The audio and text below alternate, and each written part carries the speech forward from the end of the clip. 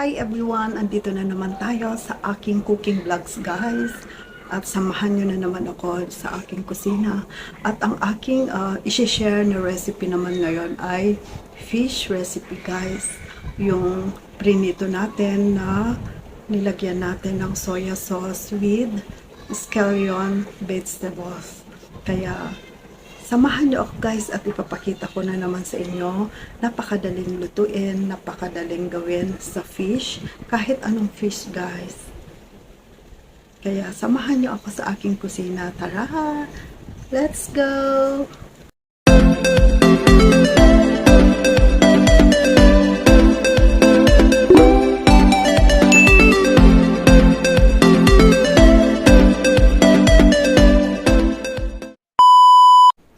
Ito guys ang aking mga ginagamit. Ito ang sibuyas ko, ang lalaki. Ang lalaki guys, pero hindi naman mahal dito. Ito ang aking bawang. Ito ang aking luya. Ayan, tumutubo na guys. Ayan, malalaki ang luya dito. At hindi naman namin napapansin na nagmahal, kundi pare-pareho lang na ang presyo guys. Ayan ang aking mga spices, sauces, ang dami-dami. Nasa tabi ko lang habang ako'y nagluluto. Andito lahat guys. Sa dami ng aking sauces, binibili ko lahat. Dito ako nagluluto at ito naman ang tinatawag na scallion vegetable. Pwede rin i-saute, pwede rin i-fried with tofu at pwede rin dito sa isda. Kaya ito magpa-fry tayo ng malaking isda guys. Syempre dinadahan-dahan nating iprito para hindi didikit sa kawali. Pero ang sikreto din dyan, syempre ang ating kawali ay non-stick. Yan, para maganda ang pagpiprito. Habang tayo ay nagpiprito ng isda guys, magkukwentuhan muna tayo. At kung hindi pa kayo nakasubscribe sa akin, of course, like and subscribe my channel kasi lagi akong mag-share sa inyo ng mga alam kong luto.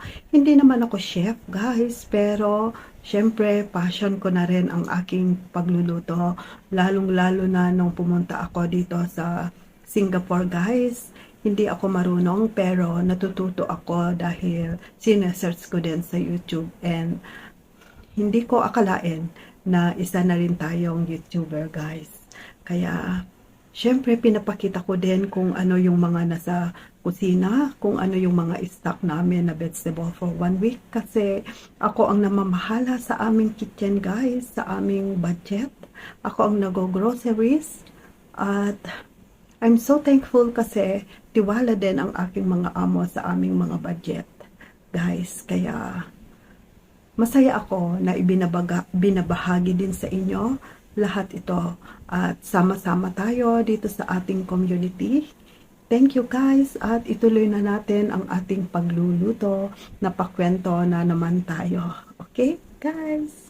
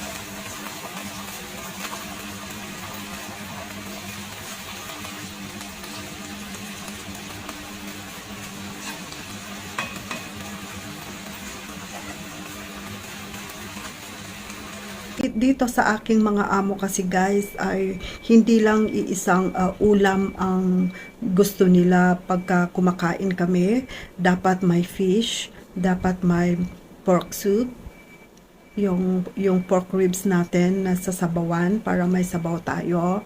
Tapos may chicken, depende kung ano ang luto ng chicken.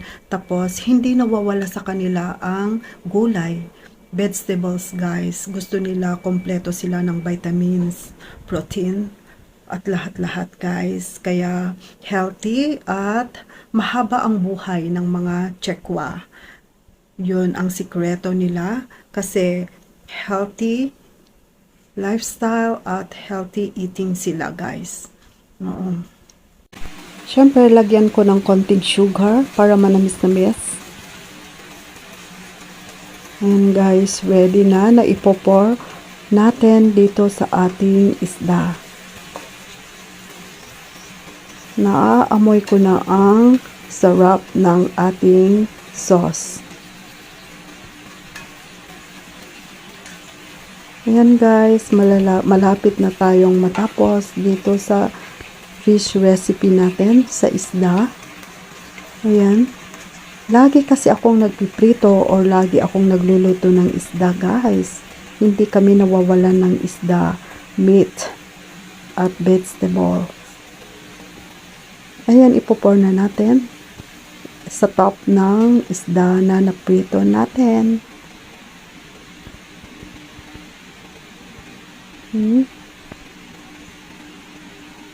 Ganito ang style kasi ng mga fish nila. Minsan niluluto ko rin pero steam o kaya minsan nilalagyan ko ng paiba-ibang sauce para hindi rin sila magsasawa sa aking mga recipe. Kaya I try my best din talaga guys na naghahanap ng mga recipes na niluluto ko araw-araw para mapagsilbihan ko din sila ng masaya at masaya sa pagkain. Ayan na ang isda natin guys.